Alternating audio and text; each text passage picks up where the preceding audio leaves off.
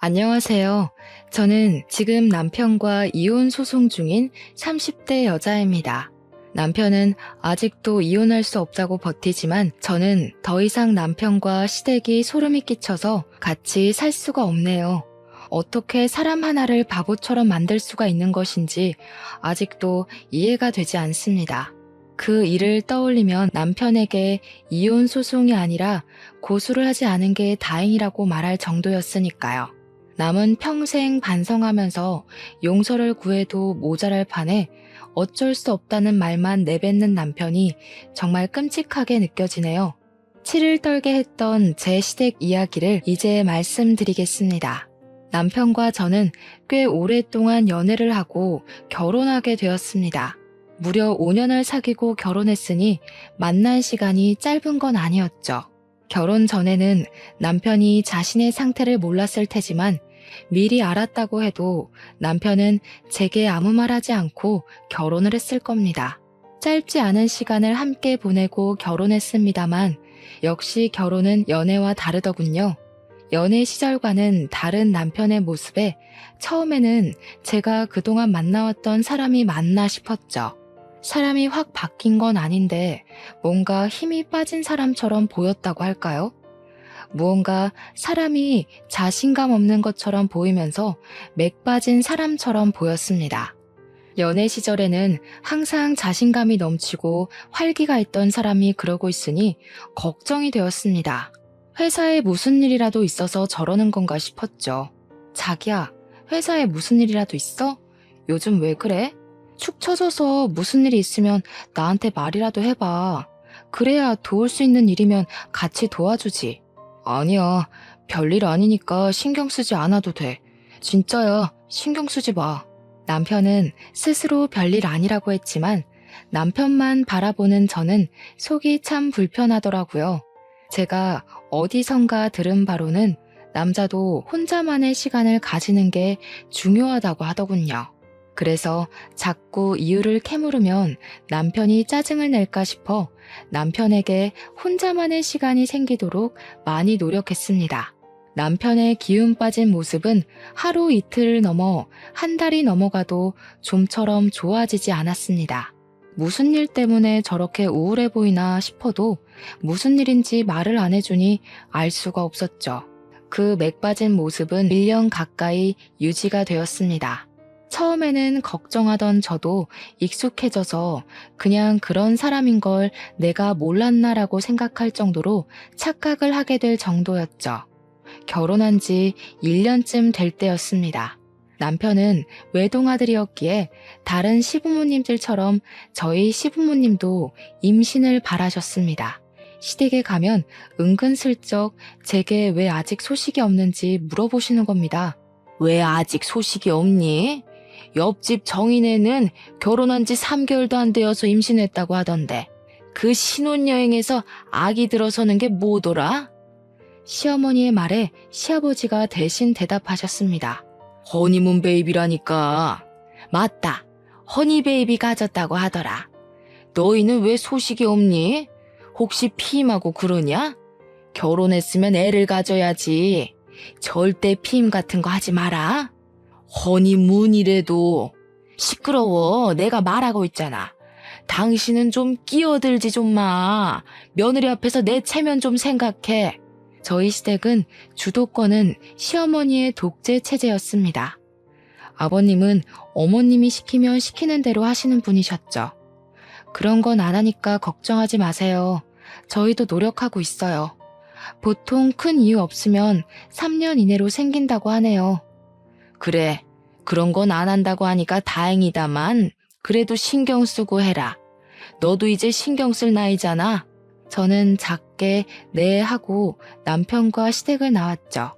그때만 해도 기다리면 아이가 자연스럽게 생기겠지 하고 별 대수롭지 않게 여겼습니다.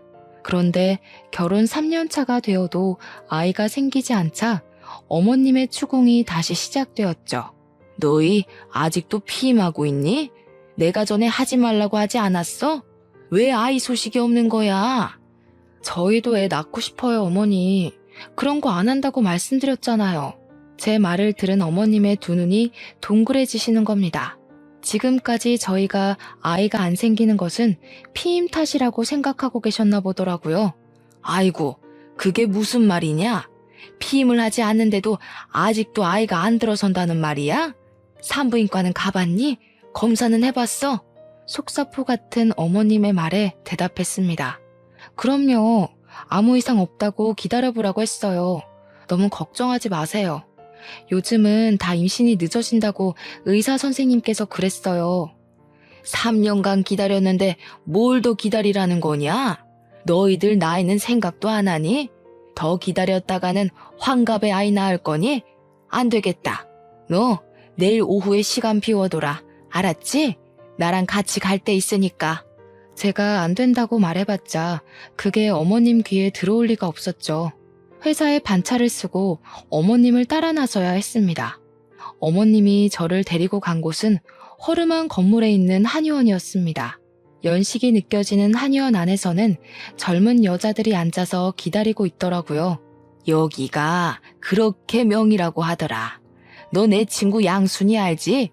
왜 결혼식에서 내가 인사시켜줬잖아. 걔네 며느리도 여기서 침 맞고 바로 임신이 됐다고 하더라고. 저는 아무 대답 없이 고개만 끄덕였습니다. 오랜 기다림 끝에 나이 지긋해 백발이 성성한 한의사 선생님과 마주하게 되었습니다. 노인처럼 보이시는 한의사 선생님이 손목을 진맥하고 배에 혈자리를 눌러보았습니다. 결혼한 지 3년이나 되었는데 아이가 없어요? 며느님은 배도 따뜻하고 금방 아이가 들어설 것 같은데 아드님도 같이 데려와 보시지 그러세요. 요즘은 불임 원인이 남자들도 상당히 많이 늘어서요. 지금 누구 아들을 병신 취급하는 겁니까? 내 아들은 멀쩡하다고요. 한의사의 말에 어머님이 소리를 꽥 내지르시는 겁니다. 그렇게 소리를 지르고는 아직 진료 중인 저를 끌고 밖으로 나오셨습니다. 누구를 지금 고자 취급을 하는 거야? 저 영감탱이가. 너 내일 시간 다시 빼놔라. 나랑 다른 병원 갈 테니까. 알았니? 저는 어머님께 네 하고 짧게 대답을 했습니다. 아들 한번 데려오라는 말이 그렇게 기겁하는 일이었을까요? 어머님의 성격을 알고 있으니 내심 서운하면서도 아무 말 하지 못하겠더라고요. 한마디 잘못했다가 달달 볶일 생각을 하니 그냥 네네 하면서 어머님의 비위를 맞춰주는 게 좋다고 생각했죠. 한동안 어머님의 손에 이끌려 산부인과 병원을 더 돌아야만 했습니다. 마지막으로 난임 전문병원에 들러 나팔관 조영술이라는 시술을 받아야 했죠. 나팔관 양쪽도 정상적이시고 생리주기도 정확하고 자궁내막 두께도 좋고 근종 같은 것도 없이 깨끗하니 더 기다려보는 게 어떨까요? 며느님은 아주 건강합니다. 얼마나 기다려야 아이를 가질 수 있는데요? 정 그렇게 급하시면 인공수정이나 시험관을 해보는 방법도 있습니다. 아드님과 같이 한번 병원에 들리시죠. 요즘은 남자들 불임도 많아서. 어머님은 알았다고 하면서 다시 병원을 나오셨습니다. 이렇게 임신에 적극적이시면서 왜 아들이 정상적이지 않다는 말만 나오면 격하게 반응을 하시는지 알 수 없었습니다. 어머님의 그 모습이 은근히 속상했죠. 꼭 제게 문제가 있다는 뜻으로 보였으니까요. 어머님은 여러 명의 의사들에게 제가 지극히 정상이라는 말을 듣고서야 병원 투어를 멈추셨죠. 제가 정상이라는 말을 듣고도 어머님은 임신에 더욱 적극적으로 나오셨습니다. 몸에 좋다는 음식은 다 해먹이기 시작했죠. 보약이며 보양식이며 안 먹은 게 없을 정도였습니다. 그런 어머님의 정성에도 5년 넘게 저희에게 아이는 찾아오지 않았죠. 기다리기가 지쳤는지 어머님이 저희에게 먼저 시험관을 하는 게 어떻겠냐고 말하셨습니다. 아이가 쉽게 생기지 않을 것 같으니까 시험관을 해보는 건 어떻겠니? 보통은 나팔관이 막혀있지 않으면 인공수정을 하는 게 일반적인데 어머님은 인공수정을 건너뛰고 시험관을 하라니 깜짝 놀랐습니다. 그런데 제가 병원에 다녀왔을 때는 시험관보다 인공수정을 해보라고 하던데요. 바로 시험관을 하는 건 좀 그렇지 않을까요? 너는 하나는 알고 둘은 모르는구나. 어차피 인공수정을 하든 시험관을 하든 호르몬 주사를 맞는 건 똑같아. 그런데 뭐하러 인공수정하고 시험관을 또 하니? 그냥 처음부터 시험관을 하는 게 낫지. 그건 그런데요. 비용 차이가 엄청나잖아요. 인공수정은 정말 얼마 안 들어요. 돈 걱정하지 말고 시험관부터 해라. 다 너 생각해서 하는 말이야. 이럴 때는 어른 말 듣는 거야. 어머님의 성격을 잘 알고 있었으니 더는 토를 달지 않기로 했죠. 어차피 인공수정이 실패하면 시험관을 해야 하는 건 맞는 말이었으니까요. 시험관을 하는 일은 정말 쉬운 일이 아니었습니다. 호르몬 주사를 맞는 것도 그랬지만 3일에 한 번 정도는 병원에 가서 난소에 있는 난자가 얼마나 컸는지 봐야 했기 때문이었죠. 그래도 아기를 갖기 위해서는 어쩔 수가 없었습니다. 저도 제 친구들처럼 아이를 낳아 남편과 알콩달콩 살고 싶었습니다. 아이만 가질 수 있다면 이런 고생쯤은 아무것도 아니라고 생각했죠. 어느새 시간은 흘러서 배란 채취일이 되었습니다.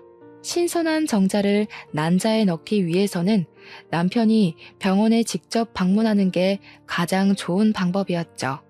어머님은 제 병원 스케줄을 하나하나 직접 관리를 하셨기에 그날도 병원에서 나오면서 어머님께 전화를 했습니다. 어머니, 난자 채취일에는 남편과 같이 오라고 하네요. 신선한 정자를 채취해야 한다고요. 너는 회사 다니는 사람 거기까지 불러내야겠니? 내가 알아보니 정자를 집에서 채취해가는 것도 가능하다고 하는구나. 그러니까 병원에서 주는 통 받아서 집으로 가져와라. 몸보신해야 건강한 난자가 나오지. 정말 어머님께서는 모르시는 게 없었습니다. 어머님의 말을 반신반의하며 병원에 남편이 같이 오지 못할 것 같다고 말했습니다. 그랬더니 정말 작은 보온통 같은 것을 주는 겁니다. 직원 말로는 그냥 줄 수는 없고 특별한 사유가 있을 경우에만 지급해준다고 하면서 몇 번의 확인 절차를 거친 후에 통을 주었습니다. 그러면서 될 수 있으면 신선한 상태에서 받아오라고 하더라고요. 저는 그것을 받아서 어머님 댁으로 향했습니다. 어머님 댁을 가니 이번에도 상다리가 부러지게 음식을 차려놓고 기다리고 계셨습니다. 마침 남편도 퇴근해서 왔고 오랜만에 진수성찬이라 남편과 저는 참 허겁지겁 먹었네요.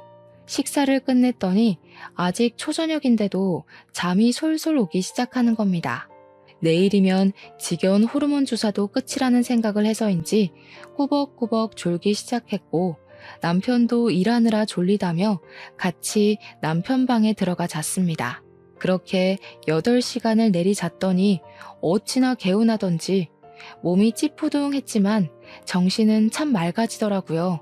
그런데 남편도 저랑 같이 일어난 줄 알았는데 책상 위에 놓여져 있던 통을 보니 이미 그게 받아져 있더라고요. 남편이 아침에 시간이 없을 것 같아서 새벽에 미리 받아놓았다고 말하면서 아침을 먹자마자 급하게 출근을 했습니다. 아침 일찍 난자를 채취해야 했기에 저도 그 통을 들고 예약해둔 병원에 아침 일찍 방문했죠.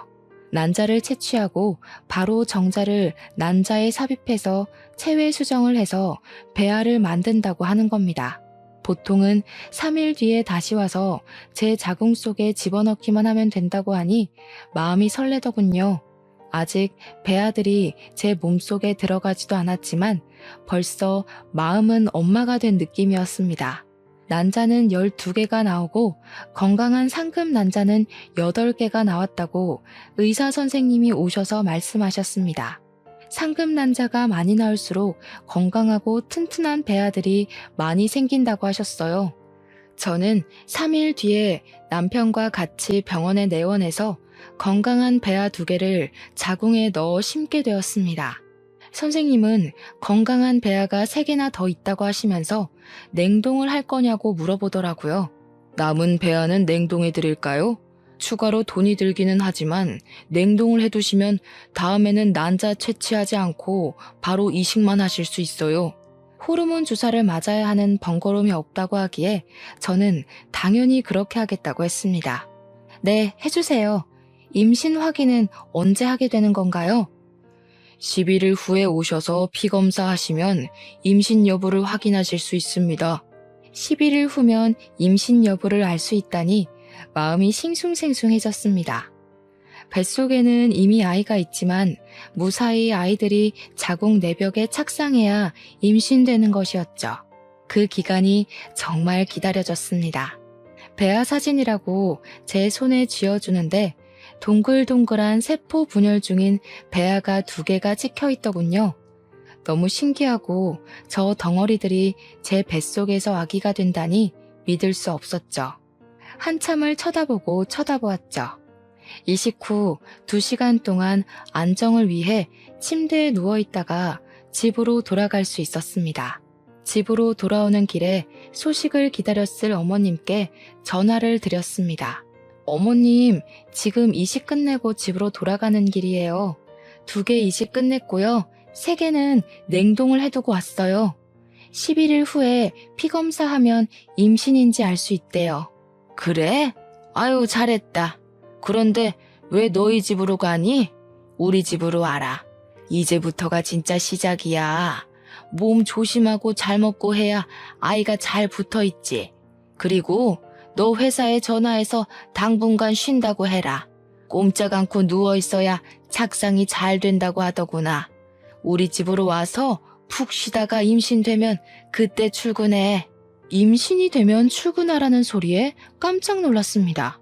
오늘 하루도 팀장님께 사정해서 받은 월차였거든요. 네? 그게 무슨 말씀이세요? 당분간 쉬라뇨. 어머니, 그럼 저 회사에서 잘려요. 병원에서 이식 후에 몇 시간 동안만 휴식 취하면 가벼운 일상생활은 가능하다고 했어요. 걱정하지 마세요. 내가 다 알아봤다. 내가 아는 김씨 며느리도 일주일간 누워있었더니 한 번에 임신이 성공했다는구나. 잔말하지 말고 우리 집으로 와. 어머님은 무조건 시댁으로 오라고 명령하며 전화를 끊어버리셨습니다. 그 성격을 누가 막을 수가 있을까요? 집으로 향하던 차를 돌려 시댁으로 향하게 되었습니다. 어머님이 말린다고 출근을 안 할 수는 없는 노릇이니 식사를 하면서 괜찮다고 안심을 시켜드려야 했습니다. 어머님, 너무 걱정하지 마세요. 병원에서도 일상생활은 가능하다고 했어요. 출근해도 괜찮을 거예요. 제 업무가 무거운 짐 들거나 돌아다니는 일도 아니고 사무실에 가만히 앉아서 컴퓨터를 하는 일이잖아요. 그러다가 아이가 아래로 흘러내리기라도 하면 어쩌려고? 앉아있는 것도 1~2시간이지. 종일 그렇게 일하고 출퇴근은 또 버스 타고 올 거 아니야. 그런 건 생각 안 하니? 그런 건 일상생활 범주에 끼잖아요. 괜찮을 거예요. 어머님은 저를 향해 화를 내셨어요. 예, 그러다가 애가 잘못되기라도 하면 어쩌려고 그러는 거니? 한 번에 철석같이 붙어야 그 고생을 안 하지. 설마 너 그 고생을 또 하고 싶어서 그러니? 그렇다고 일을 그만둘 수는 없잖아요. 아이를 낳는다면 앞으로 돈이 많이 필요할 텐데요. 아무 일 없을 테니까 너무 걱정하지 마세요. 제 말에 어머님은 못마땅한 표정을 지으셨습니다. 하지만 어쩌겠어요. 요즘 시대에 아이 하나를 키우려고 해도 돈이 많이 드는걸요. 불안해도 일을 해야 했습니다. 겨우 어머님을 설득하고 그날은 저녁만 먹고 집으로 돌아갈 수 있었습니다. 임신 결과를 기다리는 11일 동안 살얼음판을 걷듯 조심해서 다녔습니다. 혹시라도 뱃속의 아이가 미끄러지지는 않을까 싶어서죠. 아직은 착상도 되지 않은 세포 덩어리에 불과하지만 마음은 이미 임신을 했다고 생각해서일까요? 모든 것이 조심스럽고 먹는 것 하나도 신경 쓰게 되더라고요. 그 2주가 안 되는 시간이 얼마나 길게 느껴지던지 빨리 피검사를 하고 아이를 가졌다는 소식을 기다렸습니다. 드디어 11일에 아주 긴 시간이 지나고 남편과 병원을 내원하게 되었습니다. 팔뚝에서 피를 뽑고 잠시 기다리자 검사 결과가 나왔다고 진료실 안으로 들어오라고 하더라고요. 그 순간 얼마나 떨리고 설레던지 조심히 의사 선생님 앞으로 가서 마주 앉았습니다. 수치가 낮네요. 임신이 안 되셨어요. 다음 월경을 시작하시고 검사 후 다시 날짜를 잡아야 할 것 같네요. 임신이 안 됐다는 소리에 실망감이 밀려왔습니다. 기대를 많이 했거든요. 제 실망한 얼굴을 보았는지 의사 선생님께서 저를 위로해 주더군요. 너무 실망하지 마세요. 아직 건강한 배야 3개나 냉동해 두었잖아요. 다음에 3개 한꺼번에 넣어봅시다. 어깨가 축 처져 병원에서 나오는데 임신이 안 됐다는 것도 그렇지만 어머님께 한 소리 들을 생각하니 눈앞이 막막해지더라고요. 그래도 알려드려야지 어쩌겠어요. 저보다 더 많이 손주를 기다리셨으니까요.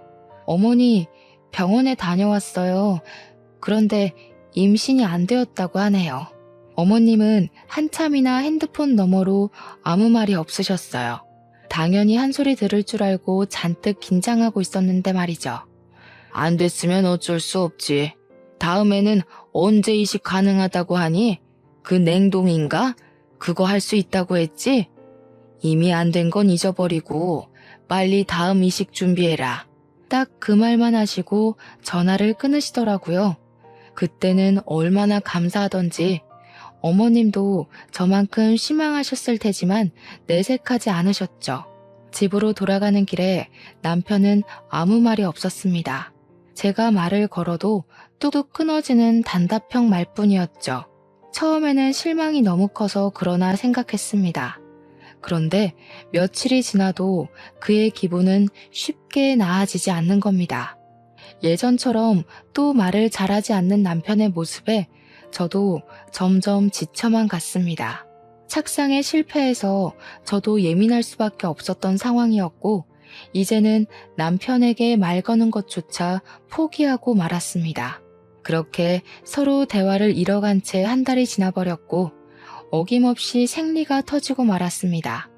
생리가 터질 것을 알고 있었지만 정말 실망스럽더군요. 사람 마음이 그렇잖아요. 혹시라도 기적이 일어나지 않을까 하는 마음이요. 저는 다시 병원을 내원하고 피검사를 하고 이식 날짜를 잡아야 했습니다. 호르몬 주사를 맞지 않을 뿐이지 복잡한 건 똑같았습니다. 다시 이식날이 되어 병원 천장을 바라보고 있는데 마음이 복잡해지더라고요. 이번에는 3개나 넣는데 혹시 새쌍둥이가 되는 거 아닐까? 아니면 저번처럼 3개 다 실패하는 건 아닐까? 별별 생각이 다 들었습니다. 그래도 이번에는 제발 한 녀석이라도 잘 붙기를 기다렸습니다. 그때 어머니께 전화가 왔습니다. 이식은 끝났니? 이번에는 편하게 쉬어라. 회사에 쉰다고 말도 하고. 알겠니? 그래야 그 고생을 또 안 하지. 네, 어머니. 회사에도 내일 모레까지 쉬겠다고 말하고 월차 당겼었어요. 너무 걱정하지 마세요. 아유, 달랑 이틀 쉰다고 아이가 달라붙는다니? 더 쉬어야 하는 거 아니야? 저도 그러고 싶은데 더는 눈치가 보여서 뺄 수가 없네요. 다른 직원들도 일이 있다고 해서요. 최대한 마음 편히 쉬려고요. 그래, 너희 집으로 가지 말고 이쪽으로 와. 그래야 푹 쉬지. 친딸처럼 챙겨주시는 마음에 감동했습니다. 하나하나 신경 써서 챙겨주는 게 어렵잖아요. 어머님은 이부자리 하나, 먹는 것 하나까지 신경 써서 챙겨주셨지만 이번에도 임신이 되지 않았습니다. 2번째 시험관마저 실패를 하니 마음이 뒤숭숭해졌습니다. 큰 문제가 없으면 착상이라도 했을 텐데 그럴 기미조차 보이지 않았으니까요.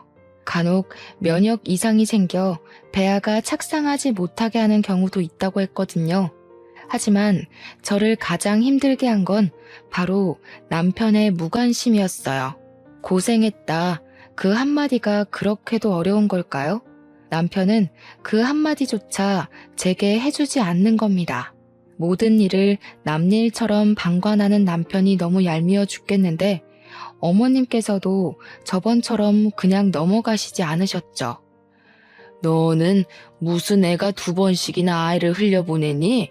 정말 너한테 큰 문제가 없다고 했니? 나는 아무래도 그 병원이 못 믿었다. 어떻게 2번이나 실패할 수가 있지?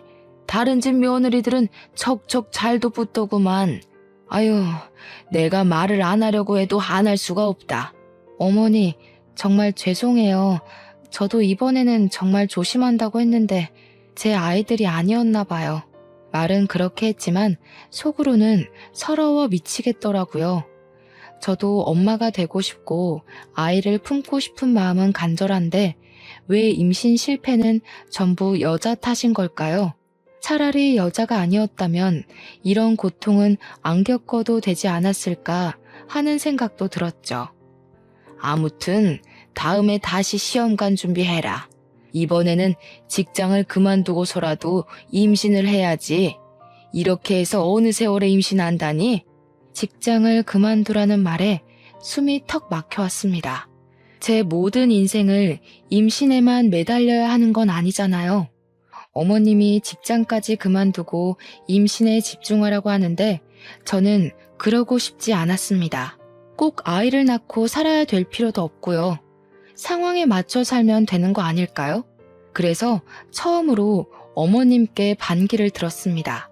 대답 안 하고 뭐하고 서 있는 거야? 직장 안 그만둘 거니? 응?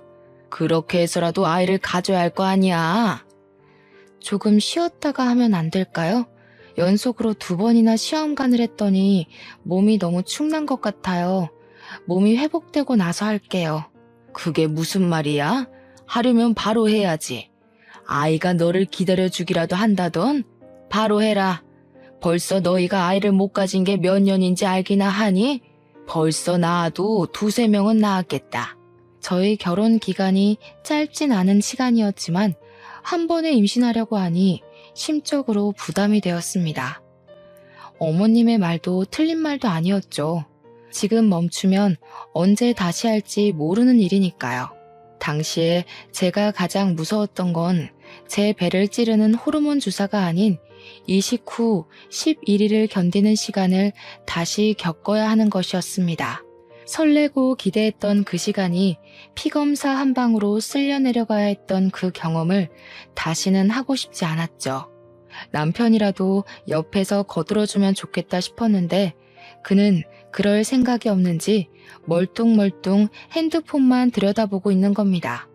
자신은 편하게 정자만 빼주면 그만이라는 것처럼요. 첫 시험관 실패 후 그는 계속 그렇게 무관심의 상태로 지냈습니다. 저는 어떻게 해서든지 남편의 아이를 가지고 싶어서 노력하는데 제게 관심조차 주지 않는 것은 너무하다고 생각했죠. 정말 몸이 힘들어서 그래요. 한 달만이라도 쉬었다가 다시 하겠습니다. 안 된다니까 그러네. 너 나이가 몇인지는 아니? 언제 아이 낳아서 키울래? 아직 젊으니까 언제까지 젊을 줄 아는 거냐? 너 혹시 정말 몸에 이상이라도 있는 거 아니냐? 그러지 않고서야 배알을 5개나 넣고도 임신이 안 되었다는 게 말이나 되는 일이야? 어머님의 말에 서러웠습니다.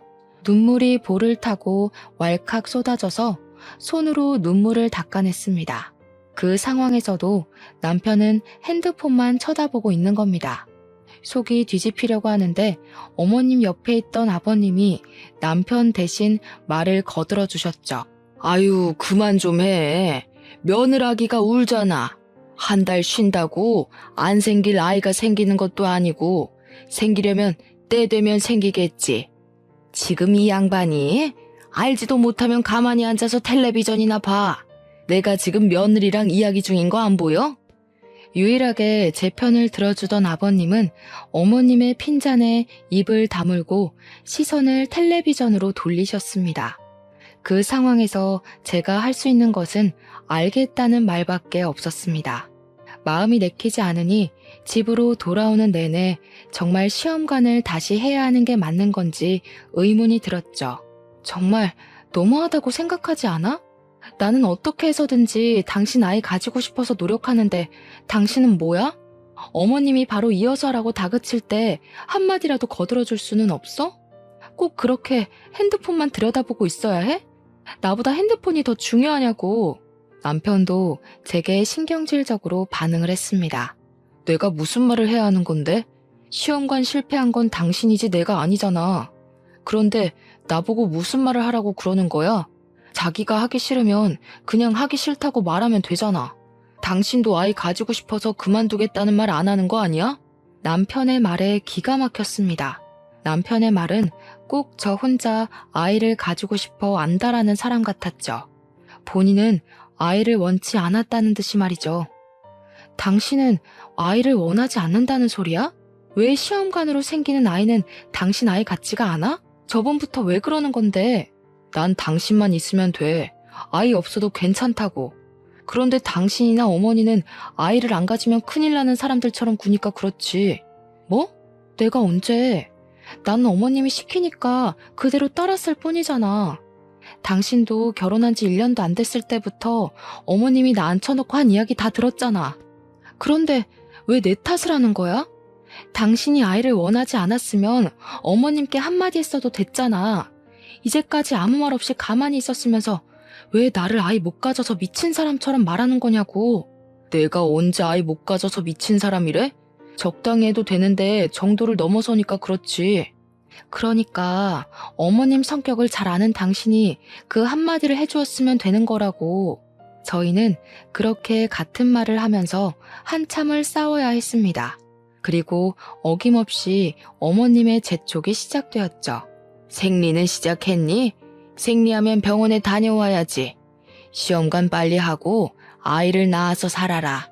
그래야 사람 사는 정도 느끼는 거야. 내 말 알겠지? 어머님, 저희 아이 없어도 괜찮을 것 같아요. 그이도 아이를 가지고 싶은 마음이 별로 없는 것 같고요. 저도 이번에 아이에 대한 마음 내려놓았어요. 핸드폰 너머로 어머님의 분노가 그대로 전해져 왔습니다. 그게 무슨 말이냐? 아이를 안 가져도 된다니? 세상에, 내가 요즘 애들이 아이 안 낳는다는 말은 들어보긴 했다만 내 며느리한테 그런 말 들을 줄은 생각하지도 못했다. 시집 왔으면 당연히 자식을 낳아야 한다는 생각을 해야지. 그럼 뭐하러 결혼한다니? 당장 병원 가라. 알겠니? 변명할 틈도 없이 어머님은 핸드폰을 끊어버리셨습니다. 별 수 있나요? 이혼하지 않고 시댁과 연을 끊고 살 것이 아니면 어머님 말씀에 따라야죠. 저도 아이는 가지고 싶었습니다. 단지 시간을 여유 있게 가지고 몸과 마음이 회복하면 다시 시작하고 싶었던 거였죠. 다시 호르몬 주사를 맞으면서 난자 채취일이 되자 어머님은 저희를 다시 시댁으로 부르셨습니다.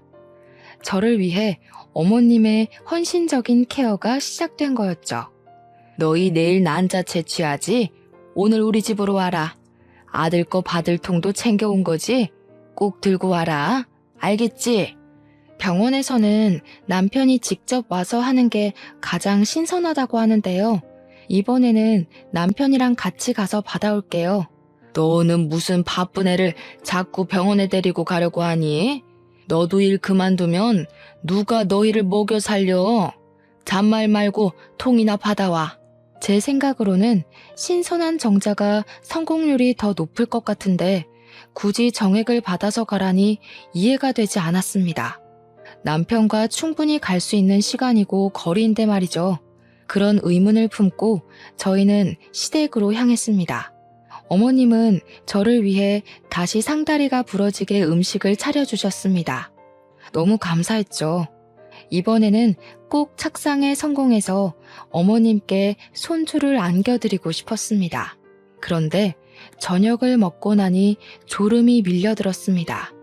몇 달 동안 몸을 축내며 시험관을 하면서 최근에 체력이 많이 떨어졌는지 조금만 무리한다 싶으면 졸음이 쏟아져 왔거든요. 저녁 식사를 마친 상을 치우는 중에도 눈꺼풀이 감겨왔어요. 참아보려고 눈을 부릅떠도 눈이 감겨오는 겁니다.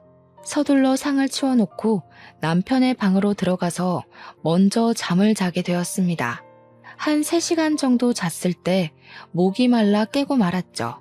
그런데 거실에서 사람들의 목소리가 귓속에 들려왔습니다. 잠결이라 잘 들리지 않았지만 남편의 목소리라는 것은 확실히 알겠더라고요. 이거 꼭 계속해야 해요? 그냥 그만하면 안 돼요. 아이 없이 그냥 살겠습니다. 그게 저희에게도 더 좋을 것 같고요. 어머님께 그렇게 말을 해주니 남편이 제 앞에서는 내색 안 하더니 뒤로는 이렇게 내 편을 들어주고 있구나 속으로 뿌듯했습니다. 그런데 뒤에 들려오는 말이 조금 이상해지기 시작했죠. 그게 무슨 말이야? 아이는 있어야지. 아이 있는 것하고 없는 것하고 얼마나 차이가 크게 나는지 알기나 하는 거야? 이렇게 해서 낳은 아이가 제 아이예요? 아버지 아이잖아요.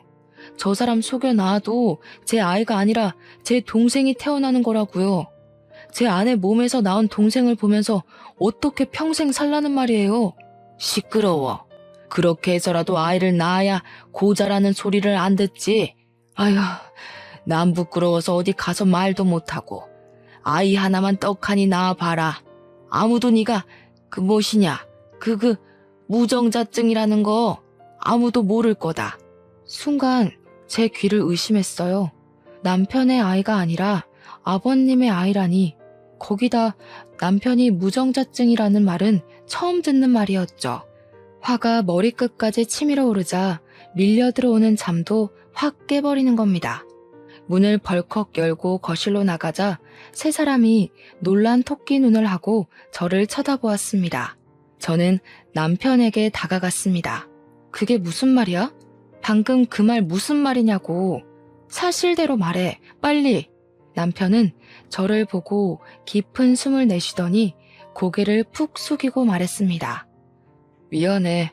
그동안 당신이 가져간 통에는 내 거가 아니었어. 우리 아버지 거였지. 나도 결혼 전엔 몰랐는데 결혼 직전에 갑자기 붉은 물이 나와서 병원에 갔더니 무정자증이라는 거야.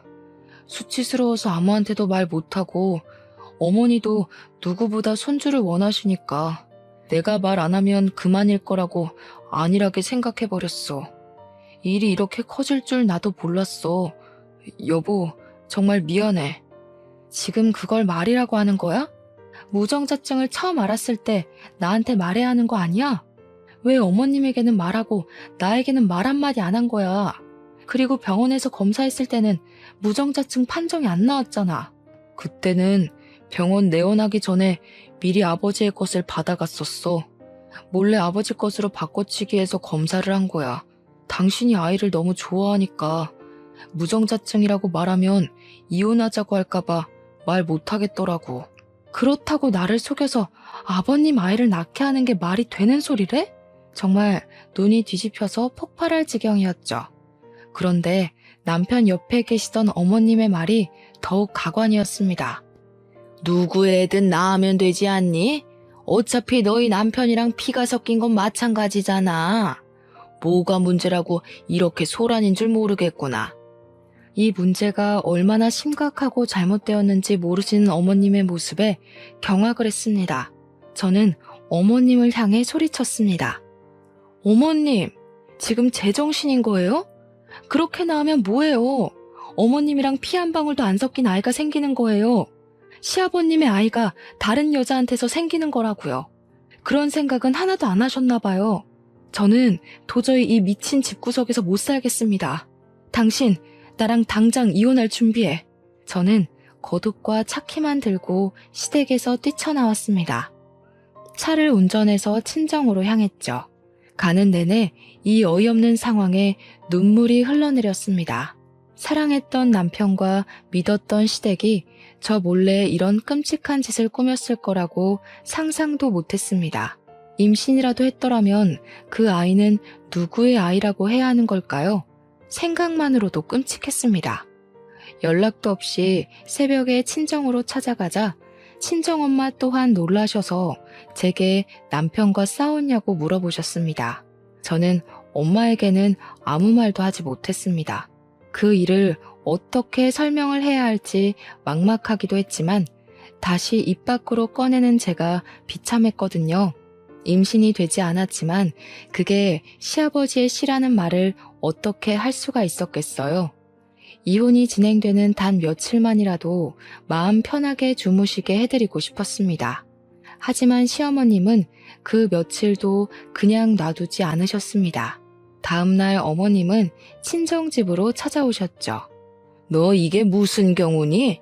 오늘이 난자 채취일인 거 몰라서 병원에 안 가는 거야? 다시 한 달을 기다려야 한다는 거 몰라서 이러는 거야? 네 남편 알면 어떻고 네 시아버지 알면 어떠니? 나는 그런 거 아무 상관도 안 한다. 너도 내 아들 좋아하고 같이 살 요량이면 그냥 순순히 받아들여라. 옆에서 잠자코 듣고 있던 엄마가 얼굴을 찌푸렸습니다. 이게 무슨 말이야? 누구의 아이를 어쩌고 저째? 네 시아버지 아이가 왜 나오는 거야?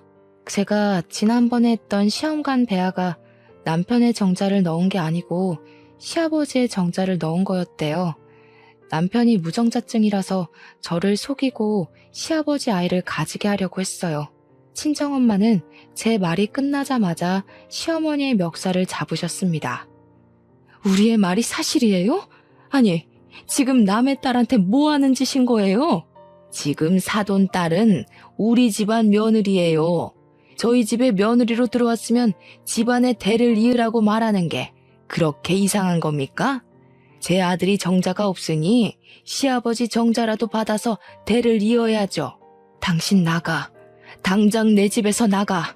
아무리 그렇다고 해도 사람이 할 짓이 있고 아닌 게 있는 겁니다.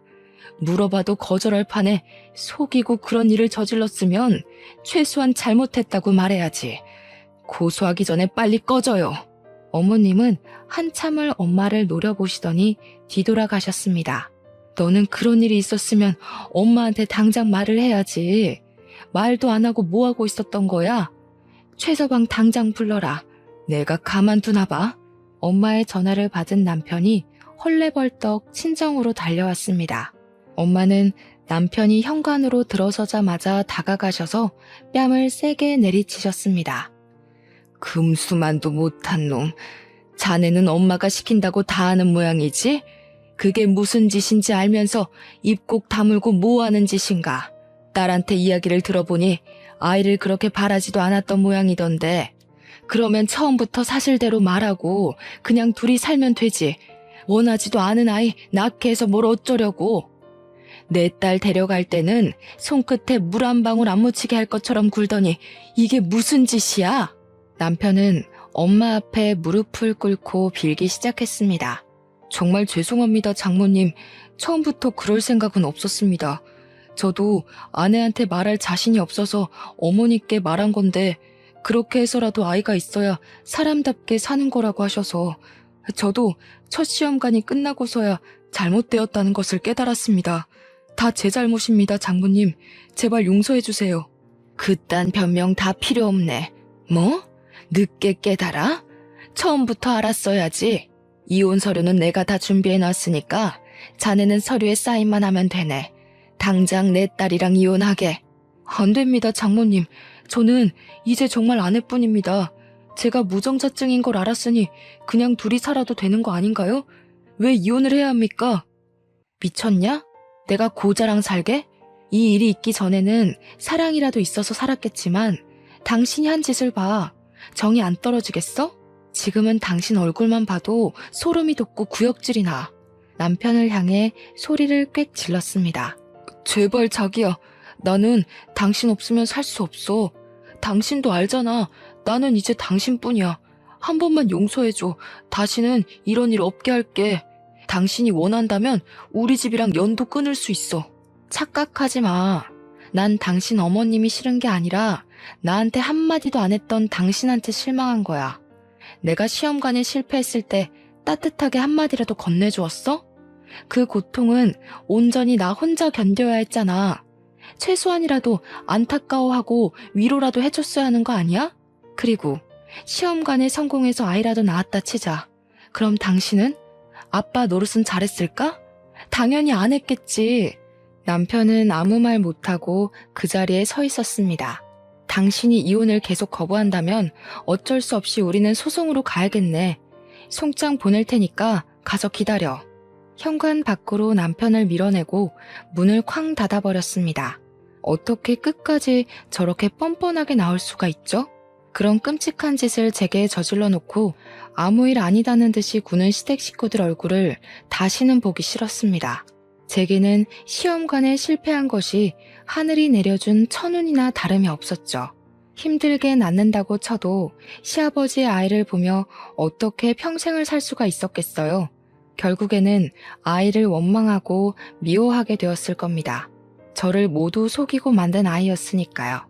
저의 지속적인 이혼 요구에 남편은 계속 이혼을 거부하는 겁니다. 남편과 빨리 이혼하고 관계를 끊어내고 싶었지만 합의 이혼을 거절하니 어쩔 수 없이 지금은 변호사를 선임해서 이혼 소송을 진행 중입니다. 남편과는 이혼을 해서 헤어진다고 쳐도 제 마음에는 이미 커다란 트라우마가 남아버렸습니다. 잠도 수시로 깨고 한동안 술을 먹지 않으면 잠이 들지 못할 정도였죠. 지금은 신경정신과를 다니면서 상담도 하고 약도 꾸준히 먹은 덕분에 차차 좋아지고 있어요. 아직도 그 일을 생각하면 어이가 없어서 답답한 마음에 익명의 힘을 빌려 이곳에 글을 적게 되었네요. 이렇게 글을 적어 올리면 꽉 막힌 속이 조금은 시원해질까 싶어서 말이죠. 요즘에 난임 부부가 많다고 하잖아요. 일부러 아이를 안 가지고 둘이서만 사는 부부도 많이 늘어나고요. 그런데 왜 시어머니는 제게 시아버지 아이까지 낳아가면서 아이를 키우게 하려는지 이해가 되지 않았어요. 아들이 고자라는 게 그렇게도 싫었던 것일까요? 제 친구 말로는 어머님이 아들이 몸에 이상이 있다는 것을 인정하고 받아들이지 못해서 그런 일이 생긴 것 같다며 말하더라고요. 저도 곰곰이 생각해보면 납득할 만한 이유가 그것밖에 없더라고요. 시어머니는 항상 다른 사람의 말보단 자신의 말이 옳고 바르다고 생각했으니까요. 제 사연을 보면서 어떤 생각을 하셨을지 모르겠네요. 일단 저는 저와 같은 사연은 없었으면 좋겠네요. 자식만이 자신을 평가하는 잣대는 아니잖아요. 이 세상에는 각자의 모습대로 사는 많은 사람이 있으니까요. 모두 즐거운 일만 가득하시길 빌면서 이만 긴 글을 줄이겠습니다.